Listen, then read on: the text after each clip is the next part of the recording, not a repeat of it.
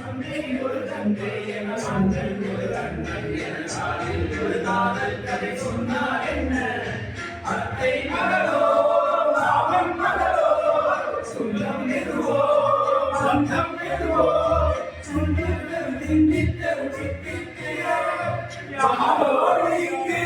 எனக்கு எந்த பேச்சு வீணாலே அங்கே நானாடு முத்து வரலாற வேண்டும் சாதாரணே நானாடி உன்னை காணாதென்று காத்தாடி போராடுது